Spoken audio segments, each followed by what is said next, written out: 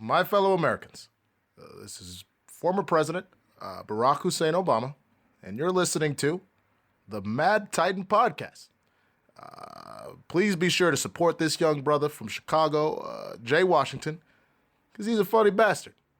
God bless you, and God bless the United States of America. I ignored my destiny once. I cannot do that again. Even for you. I'm the only one who knows that.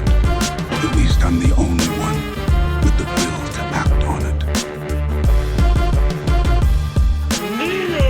The Mad Titan Podcast with your host, Jay Washington.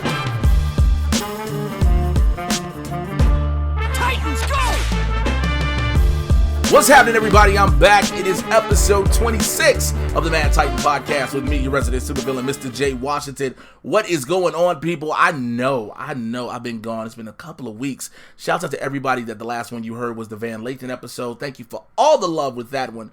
But if you know how much I've been traveling between C2E2, Star Wars Celebration, and FanX Salt Lake Comic Con, it's been a lot, and I've had a lot of stuff I've had to do as well in the midst. So, I've been on freaking Collider a lot and doing all these other things. So, unfortunately, I couldn't get this out to you, but I was like, yo, everybody deserves this, and I'm going to give it to you. But before I go any further, let me say to the people of FanX Salt Lake Comic Con, thank you from the bottom of my heart. Thank you, Blake. Thank you, Dan. Thank you, Brian. Thank you guys for showing me so much love every time I come back to your city and embracing me, and I appreciate it much. To the Geek Show crew, Jay Whitaker, Jimmy Martin, Shannon Barnstrom, Kerry Jackson, Lee George K, Tony, I appreciate you all so much, the love you guys give. And the fans, you guys are wonderful. The people of Salt Lake, you guys are amazing. Thank you for the embrace. Thank you for the love. I definitely will be back for the con in September, and we'll be coming back before then as well. One of the great things that did happen now, I remember I posted on my social media that I was supposed to be doing spotlight panels with both Pom Clementif, who plays Mantis, in Guardians of the Galaxy and Avengers Infinity War and Endgame, but she was sick and couldn't do it. And also a panel with Asher Angel, who plays Billy Batson in the movie SHAZAM. Now, the Billy Batson one, the Asher Angel one, did happen. And what is going to be a treat for you all is at the end of this episode, when I'm done talking, you guys are going to get to hear the entire panel interview, even with the crowd questions and everything with Asher Angel. So you're definitely going to want to stick around for that. I want to thank everybody. And also, I got a special guest in the building. I think he's done the episode once before. You see him with me on the Doom Patrol reviews. He just did my Avengers Endgame spoiler review with me. He is the homie. I'm burping so much, I'm trying to catch myself because I need more water.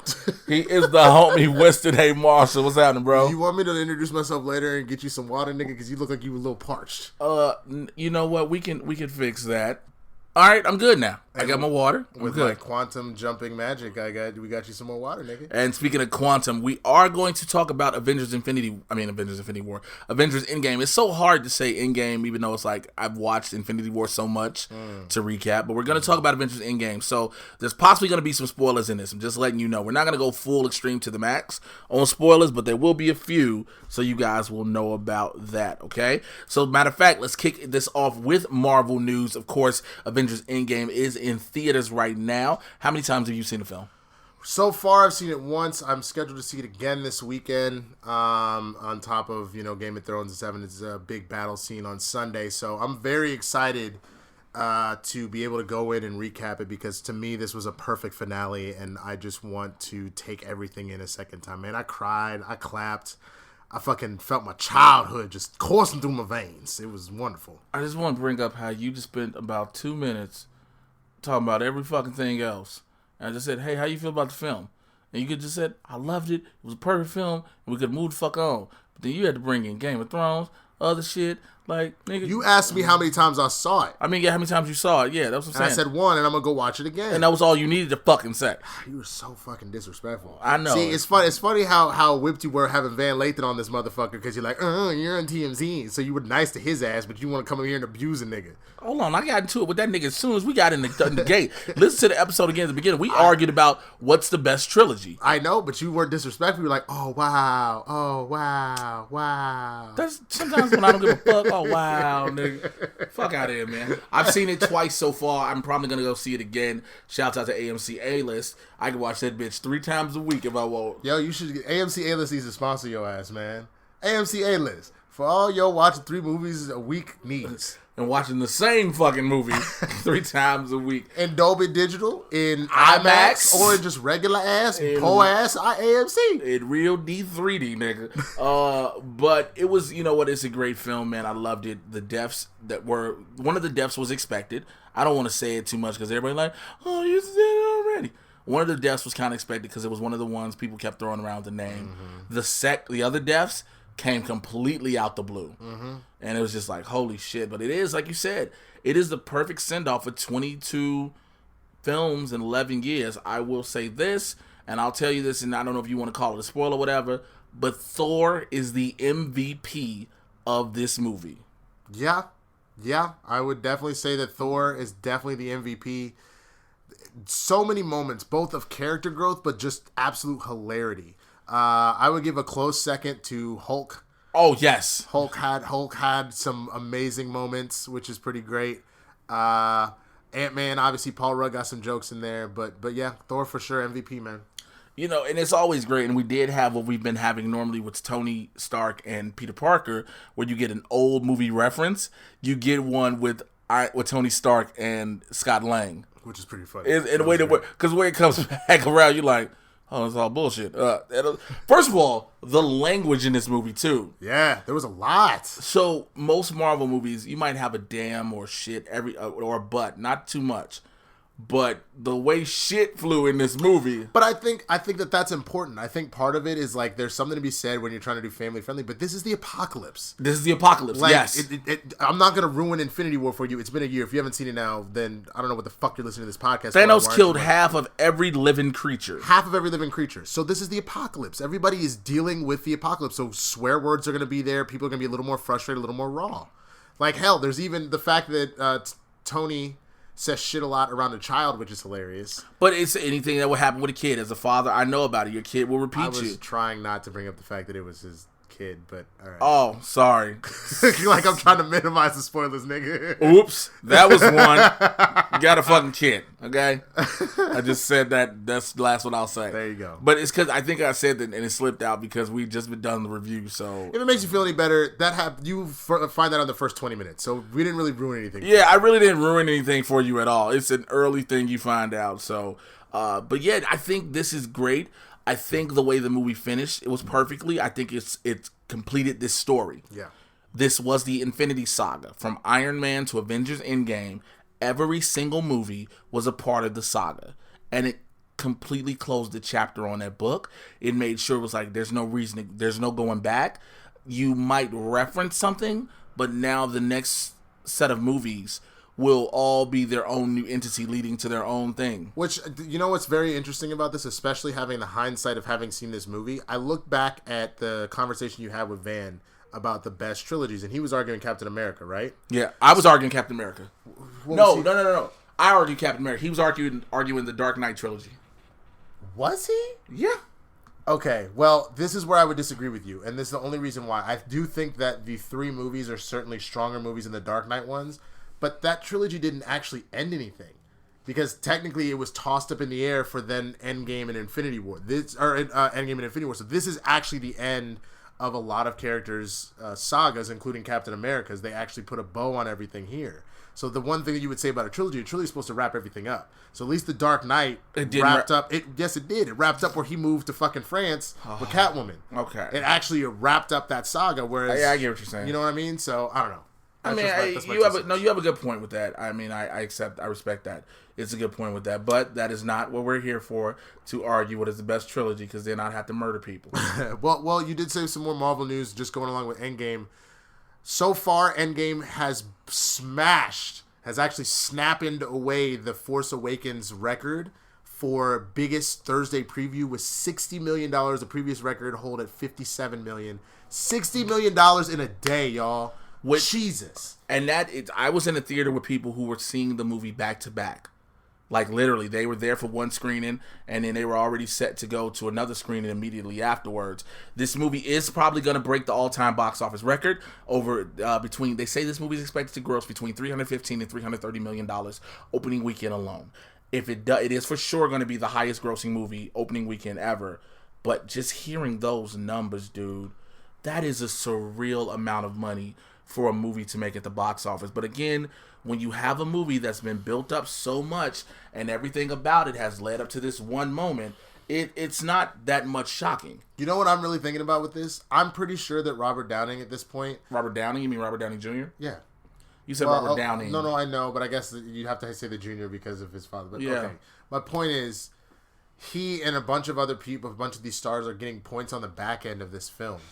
Think about the amount of money this motherfucker is actually getting for this film. Well, because there's no way you could actually pay all of their rates normally. You have to give them back end points because the budget would be too fucking huge to pay every single star. So he's one of the ones that's going to make fucking bank if this movie really is scheduled to make as much as it's going to make. Because he is this beginning, and that's part of the contract he brought in. Like, look, you started all this with me. So let's make sure we go through this. Why the fuck? I'm sitting there trying to fiddle around my charger to my laptop that has a short in it, and it's really hurting me because it's like I'm going to have to go to Best Buy and get a new charger, and then they're going to try to charge me everything. And I know people will be like, well, why don't you just use Amazon? And it's like, then I got to wait days. You know, I'm going to see what Amazon's got going on while we're doing this podcast. Matter of fact, I'm not going to say... Do you want to focus, nigga? Like... I'm focusing. I'm finna tell you because we're finna go into other stories as well. Now, the Avengers do tie into one big thing. Avengers Endgame, because it started in Infinity War, ties into the Celestials, and the Celestials bring us to the Eternals. And the Eternals had just cast Ma Dong-seok to be in the film. Now, he is a very popular actor from Korea. He was in the movie Train to Busan, and people say this grab is phenomenal. And the cast already announcements for who they have for the Eternals is amazing. You have Kumail Nanjiani, Angelina Jolie, and now Ma Dong-seok. It's like they're going for the heavy hitters to bring this intergalactic movie to life. Which I think is great. Again, trying to avoid spoilers for Endgame, there was plenty of setup for us to get more galactic with going forward with the MCU, which I think is incredible. You already got that set up a little bit with Captain Marvel. We got to introduce the Guardians of the Galaxy, 2 movies already. I think this is great, man. I can't wait for this. I mean, we talked about this when I was on the podcast last time about how dealing with the Celestials and the Eternals is going to really open this up completely and take it outside of Earth. So I think that'll be great. Well, I'm here for it indeed. Also, so this is Marvel news that I don't want to talk about, but guess what? I have to fucking talk about it, okay? Dark Phoenix. First and foremost, it is projected to have the lowest opening weekend of any X-Men film. Well, you know what's really funny is how much Disney is pushing that this is all Fox. And I think that they specifically want to release New Mutants and Dark Phoenix so they can turn around and say, hey, we do shit right. We're going to take back our fucking content and we're going to do whatever the fuck we want with it because they clearly have fucked it up. And I think they... Like, what's kind of weird is, I don't know if you guys saw the tweet out there that the director actually said that he spent... I'm gonna bring that up next. Okay, go ahead. Then I'll let you do that. That's fine, because that's all I was going to go into. So because the director for Dark Phoenix, Simon Kinberg, who has answered some questions here on the podcast, said that the final scene was changed from them being in outer space to everybody being on a train. So, for anybody that knows the comics, there's a big battle on the moon, essentially. Or is it inside the M'Kraan crystal? I can't remember. I think it's the M'Kraan crystal. Right. They're in space fighting, but they end up in the M'Kraan crystal, and there's a big space battle. Instead of that happening, we're going to end up on a train. So, they use their reshoot days to put on a train. All right, well... This movie just... I don't really... The only thing about it that seems interesting to me is this kind of seems like a what if Sansa Stark had the Phoenix Force. Like, that shit. And people are... So, different things, people talking about the Phoenix Force. And I remember one of the biggest things was, who is Jessica Chastain playing? And somebody tried to tell me that Jessica Chastain was playing the embodiment of the Phoenix Force. And I'm like, no. I think Jessica Chastain is the embodiment of it. But as far as, like... She's not Lilandra. She's the embodiment of the Force inside it. Like, nobody can really see who she is. Some people were actually saying she was Lilandra or somebody. I think she's the embodiment of the Phoenix Force. That's what I meant to say. Okay. I think she's the embodiment of the Phoenix. I don't think she's Lilandra. I don't see that at all, because on top of that, Lilandra didn't really have a relationship with Jean and the Phoenix. I mean, she understands the Phoenix. Her main relationship is with Charles. Right. So I didn't see that at all, because you don't see any scenes in the trailer with the two of them interacting. So. Not at all. Not at all. So that's it for Marvel news. Now, I have not seen Cloak and Dagger in a couple weeks. Of course, I told you about the busy schedule I had, so I could not see that. But so let's slide on over to DC news. And speaking of DC news, I just told you earlier, stay tuned towards the end. You will hear my interview with Asher Angel from DC's Shazam, okay? Warner Brothers. Now, they reportedly, this is like about a week and a half old, but I haven't been here. They have reportedly shut down production of Swamp Thing, and in the process chopped it down from 13 episodes to 10. How do you feel about that? Well, I will say this, that I think that's kind of interesting. I've really been enjoying, I've obviously been doing the Doom Patrol, reviews with you and whatnot, and been watching stuff on there. I think that this might be a slight sign, an early sign that maybe DC Universe is struggling a little bit. Just from the standpoint that if you're already starting to cut budgets like that, either this show is a complete nightmare, or you're not maybe getting the response you thought with this platform. Which, that's a whole argument in and of itself. I think that there are two, NBC just announced that they're pulling The Office from Netflix supposedly and starting their own streaming platform. But we got Apple TV Plus, we got Disney Plus, you still got Hulu, you got Netflix, DC Universe. What else is out there? HBO Now. Just endless. Amazon, it's too much at this point. It's way too much. It is way too much. And I believe that what's going to happen is Warner Brothers is going to absorb DC Universe, of course, because that would be only the smart thing to do. It's all Warner first and foremost. And why try to spread yourself thin instead of saying, hey, let's just get all this content here and get all this money in one place? I just don't know, bro. I just don't get it. But so what happens is now we've had first the teaser trailer where we saw our first look at Swamp Thing, and we just recently had a full trailer for The Elemental. I watched the trailer with you, Winston. What'd you think? I thought it was pretty great, man. I know the Swamp Thing's power set, but I don't know a lot of his stories.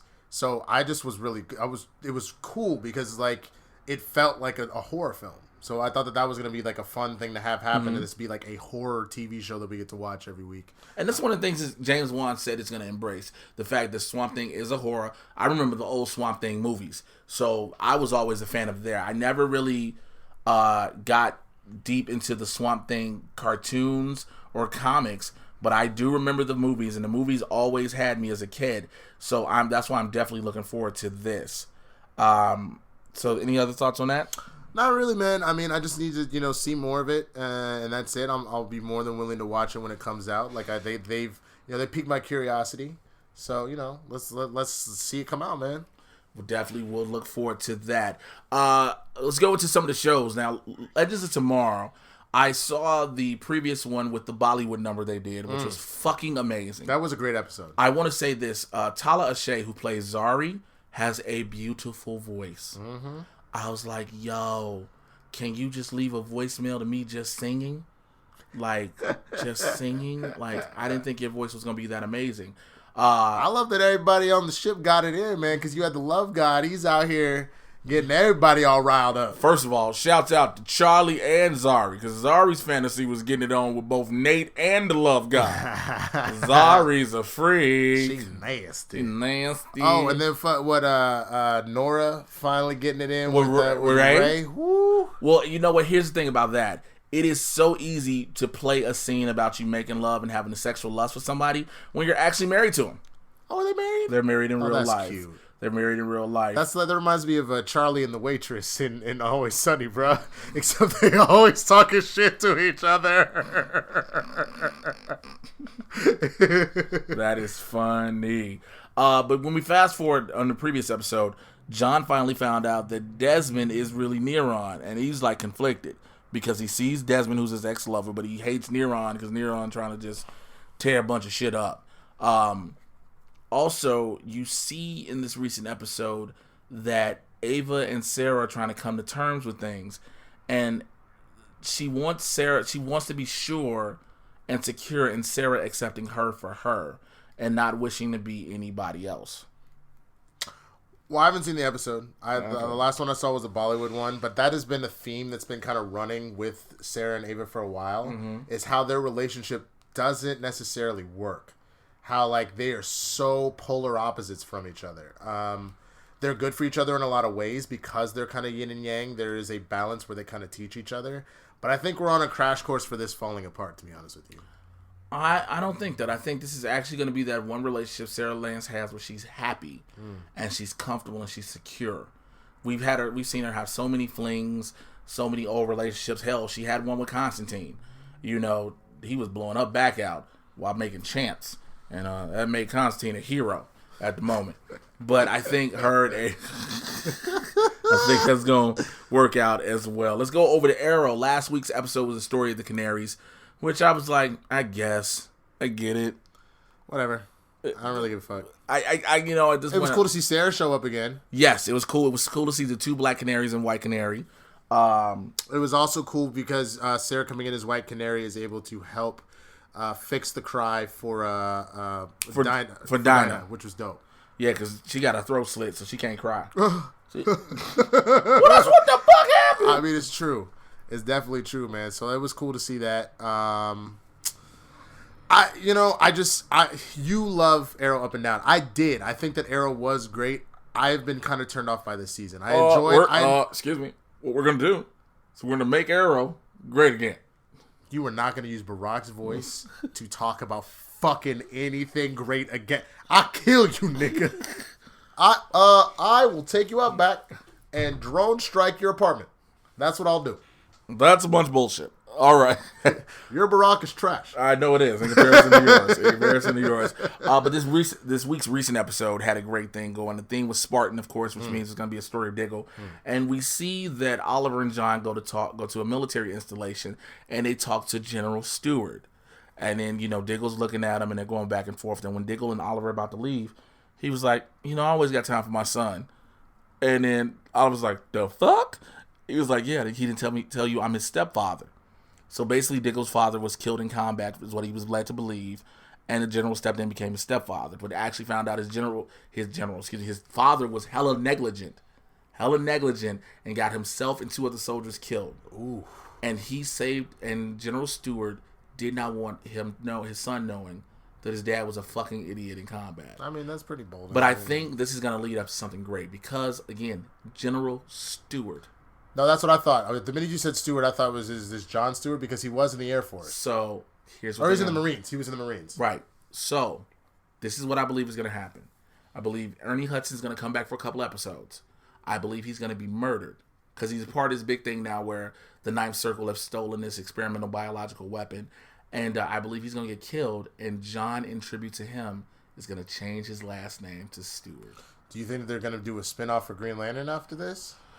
That's open interpretation. The reason being because they keep talking about bringing Green Lantern to the big screen again.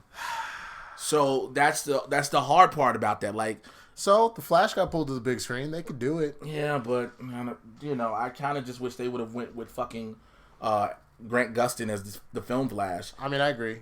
Because we wouldn't have been going through all this shit that we have with Ezra Miller. Now he's gone and stuff like that. Oh, he's out? Well, his contract is up. There's no movie. Oh, wow. So everybody we saw in Justice League, if they decide to when they're doing the Flash movie, they're going to recast. Yeah, okay. I think it was either listening to your podcast or it was listening to, I actually think it was you. It was you and Van talking about it, how Warner Brothers and DC needs to stop trying to reinvent the wheel. Yes.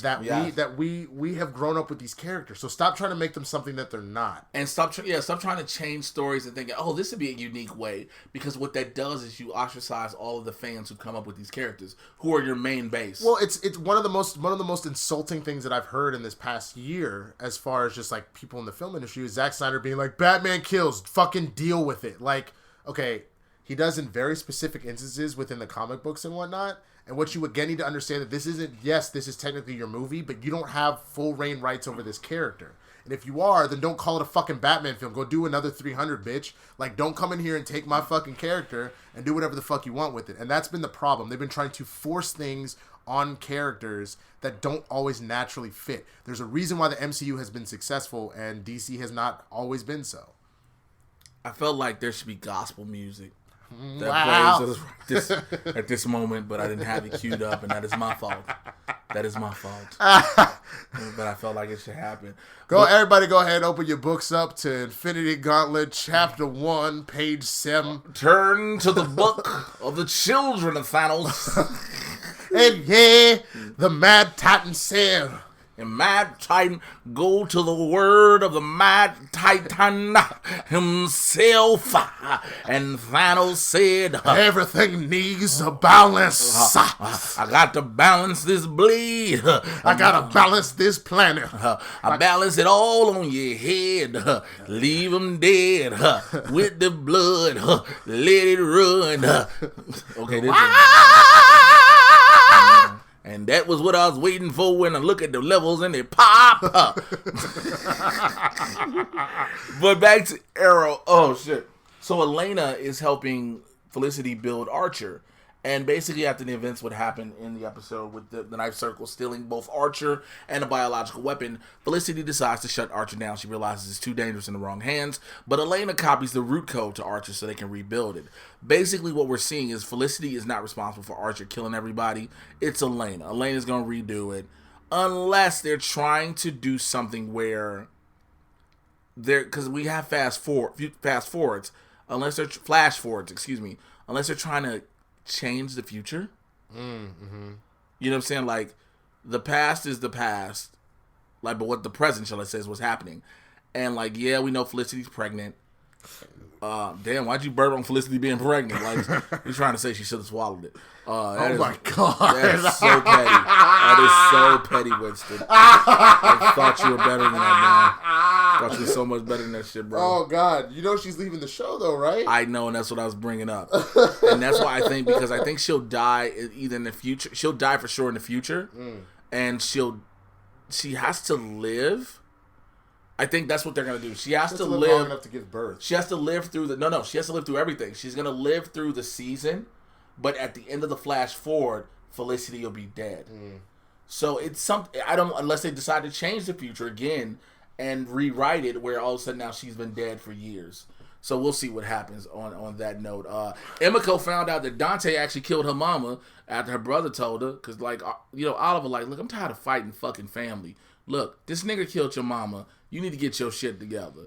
And she still was trying to shoot him with arrows and shit. But then she told him, and she told him she knew, and she shot Dante with 3 arrows. And I was like, damn, they took out the Highlander. Remember, Adrian Paul was a Highlander. Yeah, I remember. Took out the Highlander. They're gonna be one Highlander. There can only be one. Let's go to the Flash. 2 weeks, right? So you had Godspeed last week. Which, first of all, why was the conversation about Godspeed all about his dick? What? Because all the pictures was like, you just can't stop looking at Godspeed. That's a good point. That's what happens when you wear skin-tight suits, man. Well, the way they did, they literally, they never normally emphasize the crotch area, but for some reason, it was silver line is just like... Probably in his contract. He probably said, yo, I need y'all to draw lightning lines right to my dick. Here's the thing. I'm going to do this show, right? I'm going to give you all the action and all the acting I can give you. I'm never going to be late. I'm going to know my lines. I'm going to be professional. I'm going to be on set. I just asked for one more thing beside my pay. He's going to say, no, he probably even threw this up. He even said, look, here's the thing. I'm not going to ask you for nothing even to be in my trailer. I'm not going to ask for no bitches. I ain't going to ask for no food. I don't even want no extra waters. This is what you ain't even got to have somebody massage my feet. I just need one thing alone. Lightning pointing to my dick! I need the crotch area to be accentuated. Why? Because I got a couple chicks from high school who never wanted to give me play. They kept talking about I had a baby dick. So I want to show them heifers now. Bitch, I'm a superhero. Look at this dick. Like I really think there's some women who get to be superhero characters. It's like, oh, dudes didn't want to talk shit. I'm finna show them bad as hell now. Can you make sure all my curves Put all the titties out. All the titties. Now, sometimes I don't want titties out, but just like put my curves in so you can realize what you missed out on. That's true. So, but yeah, Godspeed was cool because that's when we found out how Nora got her powers. Well, how she got her power. Well, no. How she found out about her power. But also her motivation, why she ended up working with Thawne, all that kind of stuff. It's because, once she found out that she had them, once she found out Flash was her father, she was trying to figure out how she could get back to do it and try and explain this whole thing. And that's really where the beginning of Barry and Iris start to unravel a little bit, is because Barry decides, fuck this, I'm taking you back to the future, don't you ever come back. And drop their ass off. And now we go into the next episode where Iris is like, nigga, for real? That's my daughter too. How fucking dare you? Which, here's the one that thing argument I've been scene for. they had. Bro, the one thing I've been waiting for is for Iris to turn into a black woman. That argument. Let it go deep, yeah. Just go. Be like, nah, nigga, this is a marriage. You don't just get to do this shit by yourself. That's my child too. How dare you? But she lied to us. I don't give a fuck. She comes out my pussy, not yours. Bro, it reminds me of moments. That was kind of harsh. That was harsh. It reminds me of like a lot of these superheroes. The women in their life are stronger than them. They may have the powers, but Lois the one that wear the pants between her and Clark. Of course like, she is. Iris the one that wear the pants between her and Barry. Man, like, you know what I'm saying? She like punks Barry out on the regular. On the regular, man. On the regular. The fight happens and she goes, fuck this. I'm going to see my daughter. So she finds the time machine bubble and she old time machine, and she takes Ralph Dibny with her. And she ends up talking to Thawne just kind of about it. And she realizes that even though she has a distrust and a dislike for Thawne genuinely cares about Nora. Right. Which is very interesting. You kind of notice that because he's on death row, maybe this is his last lease on life. Like, we're all a little wary that, like, maybe he has a ulterior motive. Right. But he genuinely seems to care about Nora. Because I would make the argument he genuinely cared about Barry. So when he was faking being well, he even said it. Right. He said, at the end of the day, all I wanted to do was be your dad. Yeah. Just be just like you. It wasn't even I wanted to be better than you. I wanted to be just like you. But the negative speed force came from the fact that because he realized he couldn't be, this rage came out of him, and that's how he created it. And so Nora, who's like, I have to go back in time, goes, I need you to teach me how to use the negative speed force. And so that's when you find out the way to tap into it, instead of the light and the goodness and the feeling of running and just all the hurt and pain and rage and anger. And she starts to have flashbacks. And now we're in a position where we're going to be pretty worried, because at the end of the episode, you see her with red eyes. She's fully been enveloped with negative speed force now. Her lightning changes from purple and yellow to purple and red. Which is like, damn, you angry? You angry? Damn, the reverse Flash want to be Flash so much she stole his daughter, nigga. Ooh. Taking your baby. Ooh, I took your baby, but we forgot about the A storyline in this one, it's easy to forget about. Because it's very forgettable. So, look, Killer Frost has been okay. But then when you do the storyline of her mother and her father, her dad who's Icicle now, and the whole him kidnapping the mother and daughter because he wants to turn the mama into an ice queen like him. The coolest thing was them riding around looking like Bobby Drake, but not being X-Men on ice. Because I always thought it was weird that all of a sudden they're like, I'm going to fly now, and they push cold air, and somehow they just be flying in the air. That's not how that works. Well, in theory, yeah, that's not how it works at all. No, but why did Bobby Drake ever not do that shit? He always had the ice slide, nigga, because he knows what the deal is. Well, you know Bobby Drake is an Omega level mutant for one reason. You know why, right? Because he can control temperature on a subatomic level. He can freeze the water in your body. Right. Well, not only that, he himself can turn himself completely into, he can essentially control himself as liquid across the board. Yeah. So even if he gets, shot through the chest and there's a big-ass hole, he can just regrow ice, and then that's his regenerative powers. He's good. And shit. But so the whole thing with Icicle coming back, and then there was this cryo spear cube, and then all of a sudden, Cicada Grace shows up, and her and Killer Frost are fighting, and I just don't... Okay, I'm going to say this. I wasn't a fan of Chris Klein as Cicada. Really? I wasn't. I didn't like the way he talked. He was doing his best Batman. Every time I'm trying to save Grace. Remember, he was stabbed in the lungs. He can't breathe. He is a fat kid with asthma at 45. I get it. But you're saying if I take this cure, you'll help Grace. Because if not... I'm just going to go back to being a striker. I've got something over here. That's literally how you fucking sound in every episode. Thank you. I'm good for him. Good dude, good impressions and everything. But so she basically steals the spear and steals herself from the hospital. She's trying to heal herself, I'm assuming. But the problem is, if she heals herself and takes the piece of the satellite that's out of her head, she never becomes Cicada in the future. But I thought the piece of satellite isn't in her head anymore.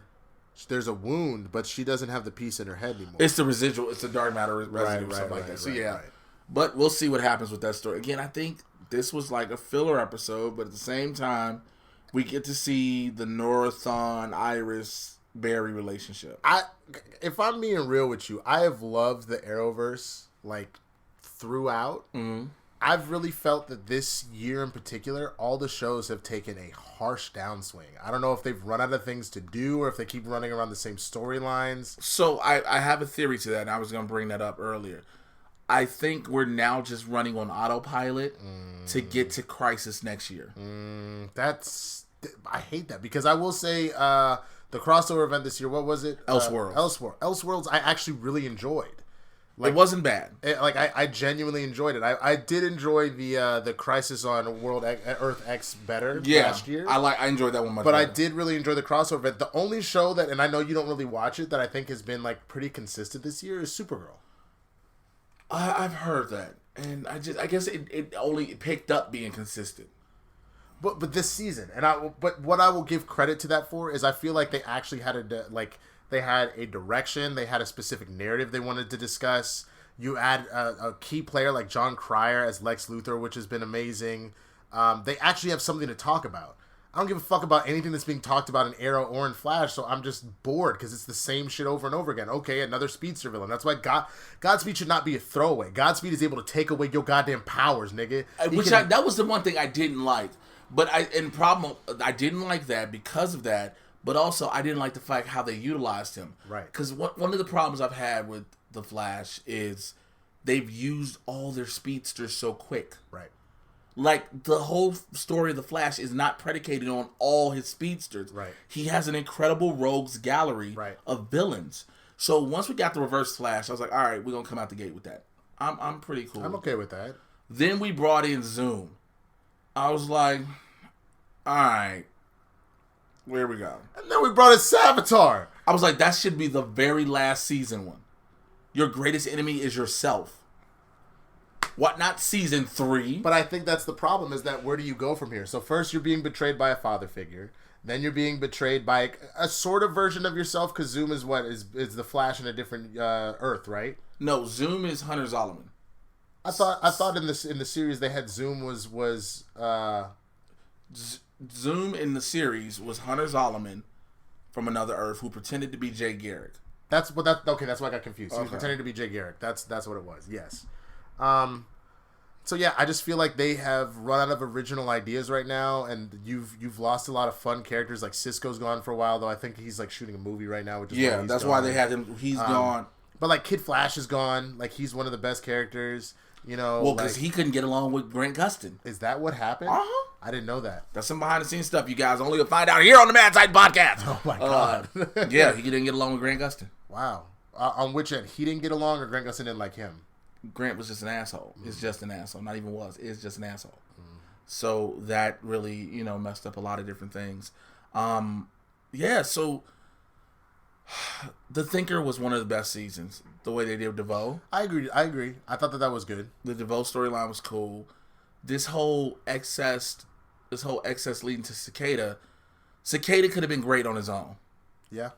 Cicada could have been great on his own if you didn't have Chris Klein breathing like this every time he talks, because there's a respirator but no machine. I feel you.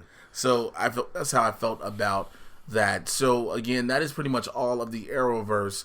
I will bring up Black Lightning for this reason, and this is something I felt I needed to discuss. African Americans, we as African Americans, are always complaining about how we do not have enough representation at the helm and the forefront of television and film. Yep. We got Luke Cage, and people were like, well, it's okay, blah, blah, blah. Now, I understand some things may not appease to everybody. However, you have to give these shows a chance. I bring that up because season 1 and 2 of Black Lightning were great, but their ratings have not been as good. Do you know you all have put in that show in jeopardy of being canceled? And then the problem goes behind that. Because people will start complaining, well, why we ain't got no shows? Salim Akil literally has taken a family drama and added superpowers. Now, I know it's weird in the context of which we're used to seeing. We're used to seeing a superhero drama about a family. Right. But he's showing everything that goes on in a black family, and the added incentive is that they have abilities. Right. So I just don't understand that, man. Well, I think that comes from the fact that people do that in general, but I do think that as the black community, it's something that we run into trouble. Is that you're exactly right. We will yell and complain about something, but then not support it. Not always, not to a T. Like, a lot of times we will go out and support the people that we need to, but I just feel like you're exactly right. This is an opportunity for us to have... Sorry, he saw one of my tweets and it should have made us both laugh. But I think this is a prime example. Like, we're able to, like, don't get me wrong. If I'm being real, like, Black Panther was a cultural phenomenon type situation. We showed out in droves for that, which was incredible. Mm-hmm. But this is an opportunity for us to have carried the torch throughout television, and we just haven't done it. And I'm really disappointed in that. I think the only thing that I can think of that might be behind this a little bit is there is a slight death of TV that's starting to happen a little bit. I also don't think that black people are necessarily geared towards the CW. I mean, any of us blurs have been watching the show, but maybe black people as a whole haven't been turning out. And I get that. I understand that there are certain networks that have certain appeals to certain demographics, but we always can't just also lean on the ones that are the black networks. I agree. And that's one of the big things for me, because, like, yo, everybody who knows me knows I'm for the culture. No, I'm for, so I'm down for the cause. I'm all about representation of us and many other minorities and discriminated groups as well. But definitely I'll put myself and my culture first and foremost. But we don't always have to be on BET. I don't disagree. I don't disagree at all. I do not disagree at all. I just think that, in particular, if we're being real, if you look at the network breakdown demographic, the demographic for the CW is like 15 to 25, like, white girls. Yeah, teenage white girls. That is their main demographic. So to that point, I understand that if that's the people that are checking for that network, then that's going to be the main people. But I think that that's the thing. We are still aware of what our people are doing. We knew the Black Lightning, like, this is the end of the second season that happened a couple months ago. So we knew it was on. So we should have showed up in droves for this show, man. And it's going to be a sad thing if we lose the show. It may be a while before they do another black superhero TV And that's show. the thing I keep telling people. That was one of the important reasons why I was heavy behind people need to go see Black Panther. Because if we don't show up, it may be God knows how long before we get another one. Yep. And so we have what we have. But, I won't keep putting negative vibes onto it. I'm just going to wish the best. And I've always got the back of the crew and the cast and everything, and we see what we'll hope will happen. Doom Patrol, as always, you can go check out the reviews on my YouTube channel, youtube.com/JayWashington80. We just dropped that one, and what you got to say, because you leaning like you had something to say. Oh, no, I was just getting closer, because you were talking about Doom Patrol. I don't know if you want to tap in, but yeah, y'all should check it out, man. I mean, you should watch them all. I mean, we be cracking jokes on each other. This nigga decided he wanted to do a whole, like, country uncle for like 50-70% of the episode, man. Well, that's all Winston's fault. Why is that my fault? Because I felt like you a bitch. Damn, yup. Once you did that, I was like, oh, okay, nigga. You know what I'm saying? Like, you earned this. So, but nonetheless, go check that out. Now, Gotham just had its series finale. You all know me. I was like, I'm done with this. I'm out. Now, Winston says he watched it, so I want to hear Winston Marshall break it down for you people. I really enjoyed it. I think they gave a nice little send-off where, like, because the title of it was The Beginning, so it's implying essentially while they're wrapping up this show that it is really the beginning, because the point is that Bruce comes back as Batman. It's a 10-year time jump. When you come back... Dark chocolate. When you come back, dark chocolate, nigga? So when you come back... Gordon has been commissioner for 10 years. He's about to retire. His daughter is grown now. She's 10 years old, so he's been sharing custody with Barbara. They got all that kind of stuff. Him and Lee are happy together. Selena has gone full Catwoman. Wait, how did he have a daughter? Wait, what? So you haven't been watching the season. So Barbara and Gordon had sex one time before him and Lee got married. Barbara and Gordon, which makes sense because remember, in the canon, Gordon is married to Barbara. This whole Lee thing is what they decided to do with the show. Right. So Barbara, when they're drunk one time and they're feeling some type of way, they have sex. She gets pregnant. So the whole of the season, she's been pregnant. So after the 10-year time jump, the baby was born the episode before last. 10-year time jump, the baby is now 10. So they share custody. Barbara has gone legit. She's now a architect and is working on helping rebuild Wayne Towers. So there's a big release party. Bruce Wayne is coming back. Selena's gone full Catwoman. Nigma has been in Arkham Asylum this whole time. He's crazy now, and he gets reminded he needs to be the Riddler. Penguin's been in Blackgate. They didn't put his ass in Arkham. He's been in Blackgate, so they let his ass out, and now he's got a pot belly and everything, so he actually looks like the Penguin, which is pretty cool. Okay. So they did a little nods to a bunch of that stuff. So Penguin and Riddler are back, and they're up to their no-good ways. But as this is happening, there are people talking about how there are all of these gangs that are getting beat up and tied up, and there's weird growling, but nobody knows what the fuck it is. And so the whole episode, you never see Bruce, but you keep hearing about gangs getting beat up. You keep hearing little flashes, like when Selena steals a diamond from a museum, you hear like, and she's like looking around, and she knows someone is watching her. So then later, she's standing on a roof, and Bruce is behind her. She goes, I know you were watching me. Don't you fucking watch me. You don't have a right to do that. All I wanted was you, and you left me, so you don't get shit. And all he says to her is, put the diamond back, Selena. And she goes, yeah, right. And then just leaves. But you essentially get the beginning of Batman. They're, young Barbara. They named the child Barbara Lee Gordon. So she is Barbara Gordon that becomes Batgirl, obviously. That's a nod to that. You're very upset about this, but she gets kidnapped. Obviously, this show has always been about Commissioner Gordon. It's been about James Gordon. I don't even eat candy like this no more. He goes to save her from the Joker, and then it ultimately ends up being that he's not going to be able to do it.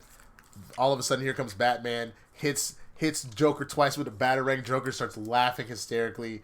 Barbara Lee Gordon is safe. All of a sudden, at the very end, they do the bat signal, and there's Bruce standing at the very last shot. Is Batman standing up at the top? So it was a nice send off. I thought they did a really good job of being like, and now here we go into actual Batman lore. I don't want any more. I'm gonna take that one. I don't want. Yeah, because I'm sitting there eating this fucking.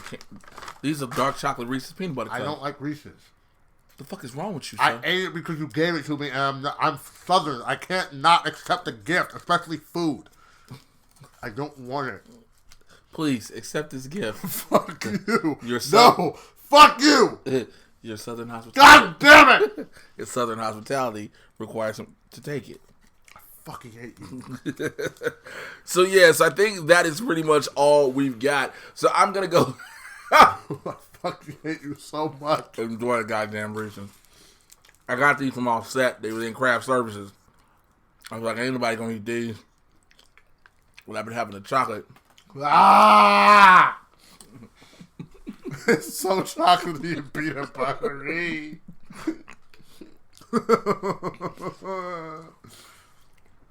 So I'm gonna go to the Mad Side Hotline. You already know if you got calls, questions, comments, you can call in 818-276-6947. 818-276-6947. You can also email me, madtitanpodcast@gmail.com. And so I'm going to go to one of our emails that I got from Joseph Ashley, and it's about the Hawkeye show. And he says, do you think the Hawkeye show with Kate Bishop might be West Coast Avengers and not Young Avengers? I mean, how spoilery do we want to get? Keep it cool, I guess. Okay, I mean, I'll just say this. After watching Endgame, I think it's probably going to be, Young Avengers? See, here's the reason why I won't say Young Avengers. Because Young Avengers mean we have a movie coming out soon. They've told us already we're not getting an Avengers movie for a while. Which, understandably so. Right. We don't really need one. We don't need one. So that is why I'm like, I can see West Coast Avengers because now they're doing something different. Right. There's a whole different, there's not a major threat, but there's a major threat. Mm-hmm. There's not a world-ending threat. So, I mean, it'll be nice to see what they do with that. Right. So, thank you for your email, Joseph. So, let's go to our next. We got a caller actually on the hotline, and we're going to go to our caller right now. Hey, Jay, how's it going? It's Tyler from Georgetown. My question to you is, how many post-credit scenes are we going to get in Avengers Endgame? I know we usually get one mid-credit and one post-credit, but Guardians of the Galaxy Volume 2 introduced 5.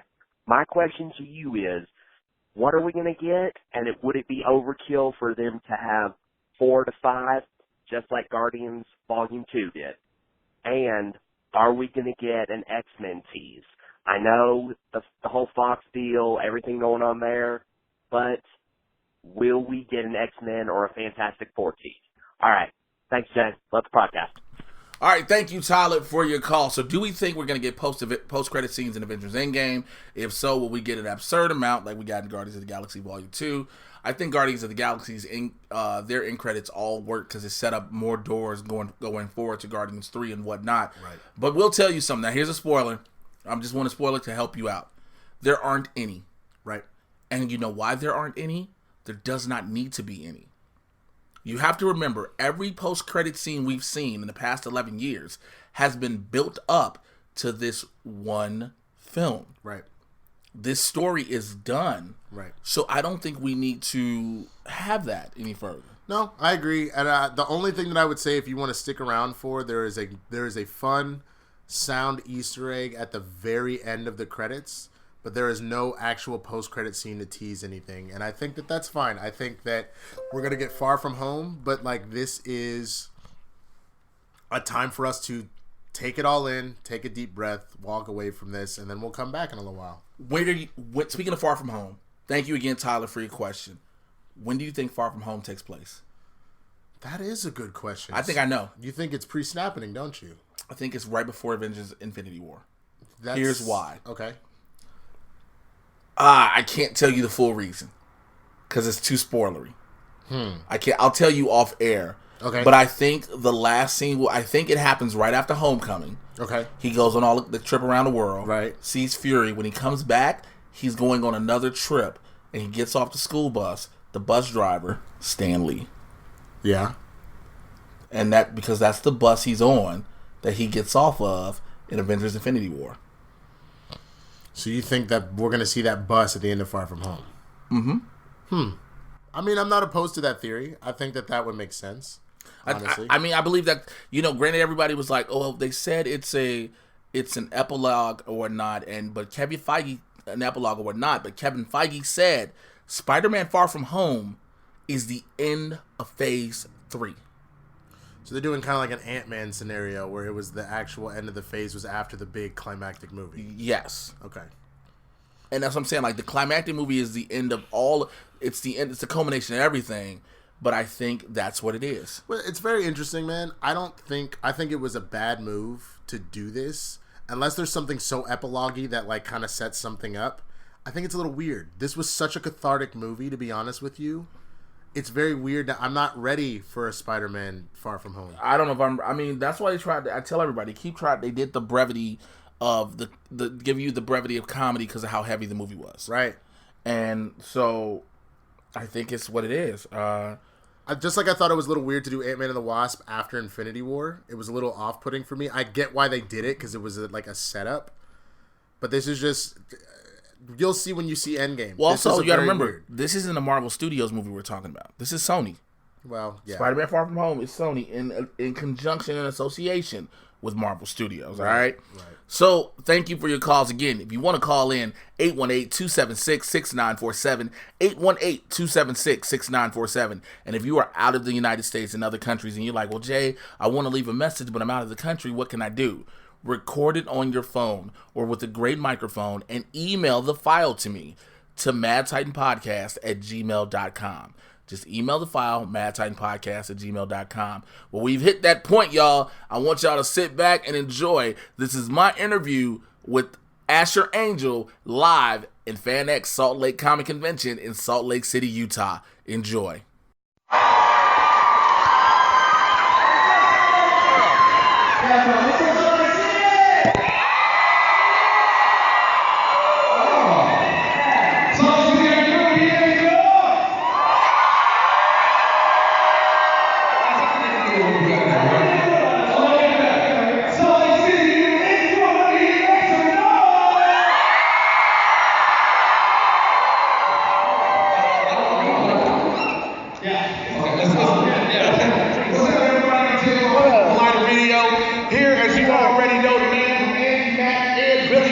in the movie Shazam, Mr. Asher Angel. Thank you. I love you. Somebody loves you in the back. So how are you enjoying Salt Lake City, man?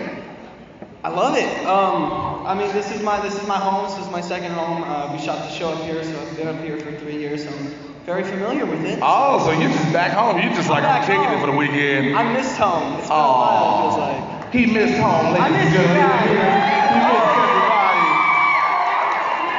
We were watching the video package backstage, and you saw the old clips of Eddie Murphy. You was like, oh no, please, oh God, don't show this. Oh, he was like, oh no, not this, please. I've moved past all this. Why'd you feel like that? Like this is what started you. This is what got people to know who you are. Why'd you feel like you didn't want to see that? I mean, no, I mean, it's just seeing it so much, I guess. Okay. I don't know. I guess I see the video a lot. And I'm like, oh, man. I mean, yeah, you grow and you evolve, but it's Exactly. a part of you. It's gonna follow you everywhere. Definitely. So don't worry, people gonna start sending you text messages with nothing but the video clips of you as a little kid. Then you just gonna have to deal with that. Yeah. It's alright. So I think what we should talk about right now, what everybody wants to hear. When y'all want to talk about Shazam? Woo! Round of applause if you saw Shazam in theaters already. I think they like the movie, man. So what was it like stepping into a role, such an iconic role as Billy Batson, man, to play the kid who becomes the Big Red Cheese? How did that feel? I mean, it's surreal. I mean, for me, it's surreal. It's wishful fulfillment. I've been dreaming about this since I was a little kid. And I mean, as soon as I got to college, it will never really be able to sink in for me, you know, because growing up, you know, running around the halls in Superman, you know, with my little Superman cape and my little diaper, you know, all that kind of stuff. But, you know, I'm happy and just so thankful and grateful to be a part of this family. And it's something amazing. I just want you to notice that you just said running around with a Superman cape and a diaper, but you don't want to see old videos of yourself. But everybody now is picturing you in a Superman cape and a diaper. Like, is he gonna run around now? How was it working with that cast? I mean, we saw the relationship with you and Jack Dylan Grazer, who plays Freddie Freeman. You guys look like you had a ball every time you were on set. How was that? I mean, we're best friends. I mean, the entire cast, we were all super close. We were in Toronto filming for 4 months. And, I mean, Jack's a character. I will tell you that. Jack is a character. I love him a lot. Usually he'll show up to set and not know his lines. But that's good because I'm like his line. We run lines together. Usually freaks out, but it's all right. But no, we're all super close. They're my family. We're the Shazam fan. When we're not together, we're not filming. We're always super close. So sleepovers every night, going to dinner, movies, everything. Oh, that's amazing. And that was one of the things I wanted to bring up, the relationship with you and the other kids in the Shazam family, more so Darla Dudley and Faith Herman. That was such a cute, anybody remember Darla Dudley, little black girl, the cute little sister? That relationship you two had was so cute because she wanted you to be this big brother from jump, but Billy was like, no, I'm not your brother, let's not do this. How did you guys decide to play that out? You know, I know what the script says, but how did you decide to come in like, I'm gonna be rough but not be rough? Well, you know, going into it, I was definitely gonna be rough. No, I'm just kidding. I mean, Faith is just the sweetest little girl I've ever met in my entire life. I actually watched her on Us, so I was super excited going into it. But I think the first scene we had together, I went in hard. Like I was like, oh no. And yeah, I think I went in really, really mad. Just an unhappy kid. And then everyone like stared at me when they called cut, and they were like, "You good?" And I was like, "Yeah. Is there a problem?" And they're like, "Well, you're kind of being, you know, as in the movie, you're kind of being the opposite of how Darla acts, you know." So, but no, I got the feel for it, and we got a rhythm, and yeah, it went well after that. That's good. That's good. Kind of found it. I have to ask, how was it? Did you get a chance to see Zachary Levi in the suit on set? Yeah. How did it feel seeing somebody who's playing basically the older version of you? It's interesting. That's all I'm saying. It's interesting. No, Zach's the best. Zach's like, he's so genuine, he's so sweet, and this has also been a dream for him, you know. He's been wanting to be a superhero his entire life. You guys got to see him a little bit in Thor. As fans rule, yeah, Thor. We got to see the Thor, and yeah, it's just as soon as he puts on the suit, you just see his face just lights up. I mean, you could tell if you saw the movie how happy he was. Yeah. But I have to ask about your excitement when you got to say the word. Just to be able to just say Shazam. How exciting was that for you? Because I know they just like just say it with all the feeling you can have. Yeah. And how did you feel just going Shazam like that? Did I do it right? There was no light bulbs. I mean, it's the iconic phrase. Right. I mean, going into it, I think I would just. I think the night before I said it, I just went into the mirror, right? I just kept saying it different ways. I don't know why. Don't ask me why. I was kind of nervous, right? It's the iconic phrase, right? And I think I went on to set the next day, and I said it, right? I killed it. Right, killed it. He's a little bit humble with that, just killed it. Say it's Shazam, and actually, they loved it. So that take was the first take. So. Oh, They ended up using it, which is pretty cool. So. What would you say was one of your best days and most exciting days on set? Probably when we got to film the Rock of Eternity stuff. Yeah, that stuff was insane because they literally built that in our stages. Like they just had the blue screen like around it, but that was all. They built up the entire Rock of Eternity. They built the Rock of Eternity. And watching Javon Hansu play the wizard and your first interaction with him, you have this face like. What is this? Why am I here? Because you see it in the trailer, and then when you watch it in the film, it comes all the way out. And then the first time he tells you to say Shazam, did you really laugh, or was that in the script? Was that just like an uncontrollable laugh? To be honest, I was kind of holding in my laughter that entire scene, and like I was just waiting for me to get up to that line because then I was able to laugh. So it kind of happened organically. But I definitely get the giggles around Johnny because it's just funny. Because you can see it, the face. He was like, say my name. Say my name, touch my staff. I'm like, bro.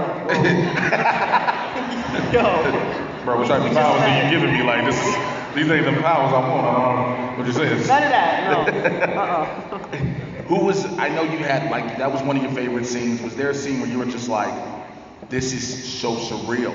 This is the moment where, because of course you get the call, you know what's happening, you get the script. But was there one moment when you were on set and just like, whoa, this is it? Definitely.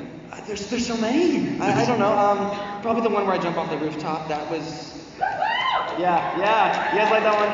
That's by far like my favorite scene ever that I've ever shot. They actually built a little platform in our stages, a little rooftop, and I actually got to jump off of it, which is really cool. And that's where it's like all starting to happen. I can tell in your face because the excitement just talking about it is what I love seeing out of you right now. Because you and I talked beforehand how you've done some things with one of the networks I work with. What was it like when you first saw the full movie? What was that feeling?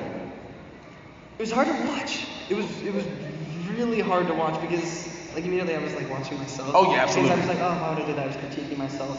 But the second time I actually got to watch the movie, and I got to watch it with all the fans because we were doing the screenings on our press tour, and that's when I was like, oh my god, this movie is something really, really special. I think a lot of people are gonna like it. So. Round of applause if you have not seen Shazam yet.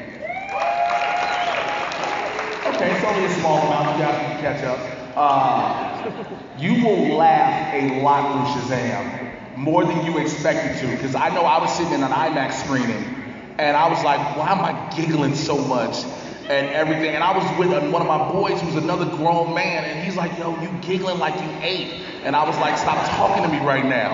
Like, because I was enjoying the movie. I was like, let me have this. You know what I'm saying? Yes, sir. So for what, I don't want to spoil it for like the 13 people in here that haven't seen it. Because that was like the 13. Somebody said, thank you. Stay away from the internet.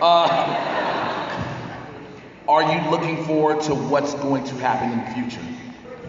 Yeah, I'm wondering how Billy's.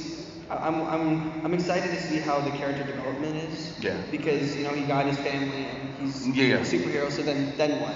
So I'm really excited to get the script and read that. I'm like, okay, so since you answered that question, I'm gonna ask you about one more person, and I want to see your natural reaction about it. So, a certain former pro wrestler, Dwayne "The Rock" Johnson, is the man to be playing Black Adam. Are you shaking a little bit? He taking me like, What are your thoughts about potentially running up against Black Adam in a future film? You better be ready. Better be ready, Dwayne. I want to make sure somebody take this and Instagram it to The Rock right now. Zach and I trying to put on some mass, bro. Get ready. What do you think his trainer is?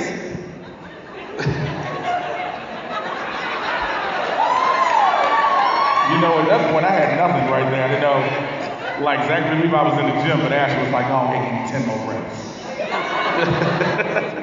So look, since we got a shorter panel, what I want to do is I want to get to some of the fans and some of their questions, because I know they are dying to talk to you. So if you have a question, please come over to the podium. Make sure you got a question. Make sure it's not repeating like you heard before. Say your name and say your name and your question. So what's your name?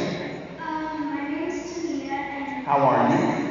good, and I want to say that I'm a big fan. And was the lunch that you so good? And did you steal anything from the set? I like this. Keep going. And can you say Shazam for us like you would in the movie? I can, yes. So first of all, she Very wants to good know, questions. was the What was lunch the that he first- stole good? Just see, I think there's like 24 minutes of deleted scenes. So I eventually, I think after I took the lunch, I went on the subway train and I had to eat it. It was probably the most disgusting thing I've ever had. Oh, it was so bad. It was so hard. So you had a disgusting lunch. She I also had wants to know, are you a criminal? I had to hide it in my cheek. Oh. It's really bad. Yeah. It's just in the back of your mouth, just like, whoa. So obviously, yeah, that didn't end up making it, which is fine. Did you steal anything Did from I the set? steal She wants to anything? know, are you a minor criminal?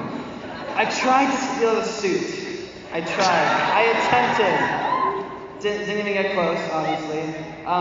Besides that, I tried to steal the battery. That didn't work. Did you try to steal a bullet? Tried to steal the bullet. Still didn't work. Oh, the bullet was What did I steal? I don't even remember. Should he be admitting this? Oh, yes. All the other what he stole?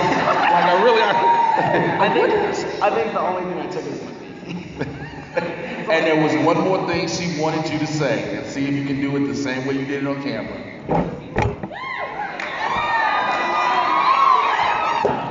Something like that.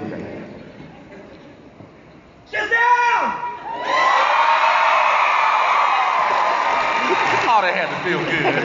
Thank you for your question. What's your name? My name is Anna. Hi, How are you? How are you? I'm good. What's your question?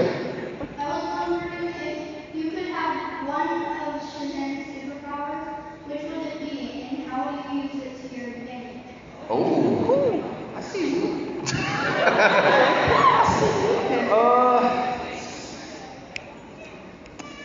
Electricity manipulation is definitely one for me. You know, charge people's phones, as Zach did. I would use that to my advantage just for sure, because my phone always dies constantly. You can't. The zags don't work. Nothing works. It just dies. Like it'll be at 24%. I'll charge it. Then it'll be at 100%. And then it'll just die. What if the phone explodes though? Because he did charge one phone up and it blew up like that was overcharged. Yeah, well, if that happens, then I guess I'm not working ever again. That wasn't an iPhone, I don't think. It's probably a Galaxy Note 6. The Note 7, I'm sorry. And the next one would be flight, because I'm in LA a lot, and it would be nice to fly over the LA traffic. That'd be You talking about right over the 405 once you go right over the hill? Yes, sir. Because I live in LA, so I know exactly what you're talking about. See, I picked two. I'm sorry, I couldn't pick one. Thank you so much for your question. Thank you. What's your name? My name is Brayden. How's it going? Good. Thank you. So my question is, story-wise, which of the Shazam kids was your favorite? Oh, we put you on the spot. Storyline-wise, which one of the Shazam kids is your favorite? Now, you just said earlier how you were with Darla. I hate picking favorites. Yeah, you got to take these moments.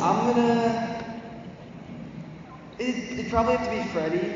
You know, Freddy at the beginning of the movie, he doesn't really have any friends. You know, he doesn't have anyone he gets to talk to or, you know, have fun with. And when he meets Billy, he really opens up and actually like really comes out and you really see the real Freddie Freeman, and then just after that, he just keeps getting better and better. And I would probably have to say Freddie Freeman. It's hard. You sure? Yeah, I'm gonna go. Because you was like Freddie Freeman. Jack, it's you, bro. I love you. I know you say the same for me, so it's you. I want to ask you a quick question before we go to the next one. Are you like Billy Batson in the sense that you will stick up for people who are being picked on? Yeah, definitely. I think that's the only thing we have in common now. That's about it. Yeah, that's about it. You just won't, shiesty the police. I mean, occasionally. I mean, I don't get away with it. Yeah. But, I mean, sometimes. Thank you for your question. Thank you. How are you, man? What's your name? My name's Vicky. Hi, Vicky. I just saw you.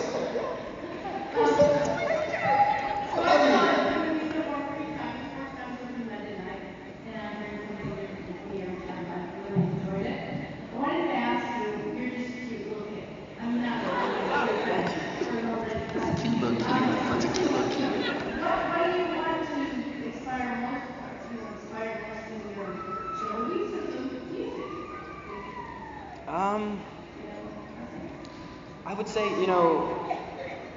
a lot of kids come up to me and ask me how I got started in this business and how I could help them, pursue their dreams. And, what I say is, work hard, follow your dreams, because anything's possible if you put your mind to it.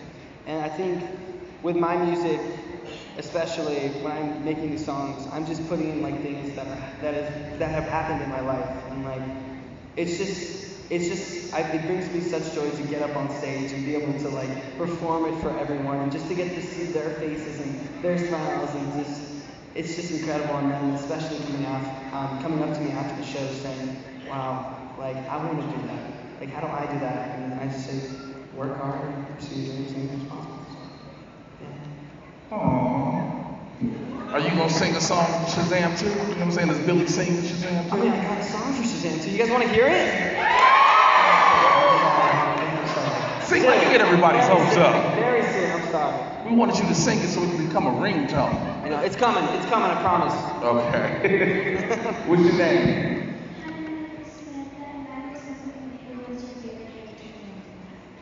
Hi, Samantha.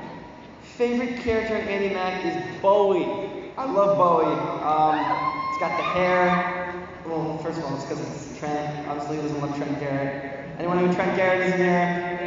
Yeah. Well, Trent's great. Love Trent. So probably Bowie. He sings. He's funny. To be honest, he's kind of oblivious as well sometimes. My character was kind of funny. So I think they have some things in common. So they should hang out more. Thank you for your question. What's your name?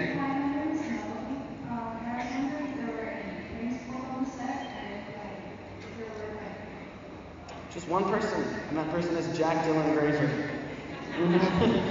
Yeah, I think the first prank Jack ever pulled on me, I was in wardrobe. I was shooting a scene in the Foster house, and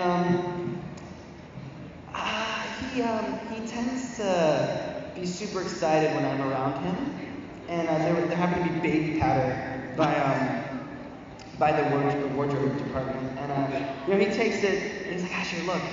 And you see a little poof. And I was like, okay, it's cool, just don't get near me. In the nicest possible way. And he comes up to me, he's like, "Yo, look." And then it gets all over my wardrobe. I'm covered in baby powder from head to toe. And the best thing is, he runs away. And I'm there by myself in baby powder. And everyone's staring at me. And they're like, "Asher, what happened?" And of course no one saw it. And no one to this day believes me. And so how many times have you told this story? You still trying to get I've it? told It wasn't my fault. so many times. This is probably the 5th time I've told this story. And I hope you guys don't believe me. It's true. I promise you. It's true. Thank you for your question. Thank you. Hi, what's your name? Hi, Nicole. Thank you. My question is, how did it feel to play a character that was lost by his mom? Ooh, how did it feel to play a kid who couldn't find his mom and was lost by his mom? To be honest, it felt really empowering because, there's a lot of kids out there that are going through that. And you know, I feel like if they're able to go see the movie, they would see that, you know, they would feel like they actually have someone else in their life that's like that. You know, it's like, hey, I can relate to that. That's like me. So I think that's really cool. It's just amazing that I actually got to portray that role because I'm super excited about shooting that scene, especially. That was one of the things I was really looking forward to. And the scene, it came out exactly the way I pictured it, and I think a lot of kids, I think will help actually a lot of people. Have you had any foster children or former foster children come up to you and tell, I heard it too, I was going to ignore it, it sounded like a drag, didn't know what was going on. But have you had any former foster kids or current tell you how much that role impacted them? Yes, actually. We did, on our press tour, we met with a lot of foster kids in, I think, Toronto, Miami, all these places, and we actually got to watch the movie with them, and when that scene came on, I was watching some of their faces, and it's really special, like, I'll tell you, like, and then, I don't know, it's really incredible that I get to make a difference, and I get to help people, because that's what I want to do. I want to help people. I want to change the world, because I think there's a lot of things that are happening in our world that's not good. So. Man, that's beautiful. Thank you. Thank you for your question. Hi, what's your name? Hi, Zaya. Everyone say hi, Zaya. Zaya, what's your question?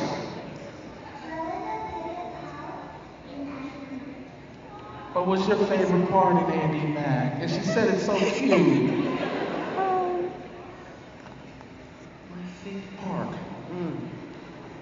I think the scene, I mean, I'm really close with all the Andy Mack cast. They're like my best friends. And I think my favorite scene was probably the one where I sing the song to Andy. That one was super fun. And I don't know, I have so many fun moments on that set. There's also a lot of pranks over there. Probably learning and playing those frisbee games. Jonah plays frisbee, and I kind of had to learn how to play frisbee. I guess. I mean, it's not really, but it's you don't not just like genetically know how to. Guys. Like, it's not in your DNA just to play frisbee. Squid, all those kind of things. Probably singing the song to Andy. Yeah, that was probably one of my favorite moments. So, yeah. Oh. Yeah. Thank you. Everybody say thank you, Zaya. Thank you. Hey, what's going on? What's your name? Hey, my name is Allison. I have a question that my friend Colin had right there actually wanted to mention. Shout out to them. But if you could be any super villain, who would it be? In any form, Marvel, DC.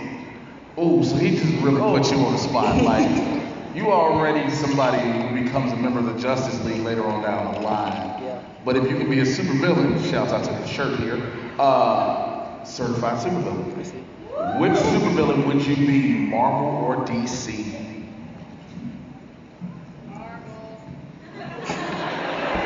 Or just which villain would you be? It doesn't matter what company. Which villain would you be? I'm gonna pick one from both universes.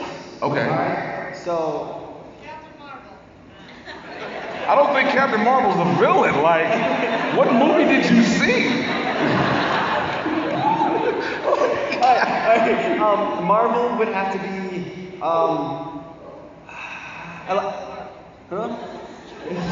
someone really loves Captain Marvel over here. I like Loki a lot.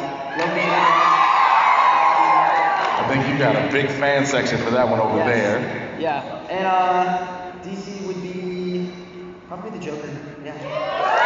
I'm really excited to Phoenix Joker. So. I am terrified of that movie. I think it's gonna be something weird. It's gonna look really creepy. Thank you for your question. Thank you so much. Hey, what's your name?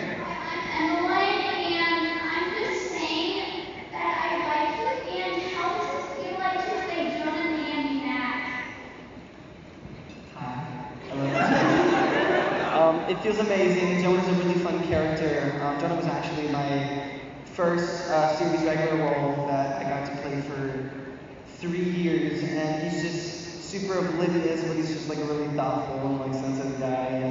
And he has a lot of qualities that I have, so I think we have a lot in common for sure. But he's just a fun guy. He's just energetic, so that's definitely me. So he's a lot of fun. So thank you. Thank you so much. Unfortunately, we are out of time for questions. I am sorry about that. We've run out of time. But before I go, I want everybody to give a loud, raucous round of applause one more time for Billy Batson himself, Asher Angel! I love you guys. And I once again want to say thank you to Asher Angel, as well as all of the crew at FanX Salt Lake Comic Con. Thank you, Julie. Thank you, Justin. Thank you, everybody. Brian, Dan, Blake, Isaac, and so much more. All right, this has been a blast. Winston, I'm glad you could be here with me, brother. Thank you, man. Go ahead and tell the people how they can find you. You can find me at the Swaggy Blerd, THESWAGGYBLERD on all the socials, Twitter, Instagram, Facebook, all that good stuff. And you already know how to find me, Twitter and Instagram at Mr. J Washington, MrJaywashington. Check out the YouTube channel, youtube.com/JAYWashington80. Join the Supervillain Squad, y'all. Join the squad. It's only $5. Patreon.com/Mr. J Washington. I already spelled that out for y'all. Join the Supervillain Squad today. It helps me bring more outstanding guests and do so much more to this podcast to grow it for you guys. Please join the squad today, all right? I will holler at you guys next week. Till then, take care. I'm out of here. Peace.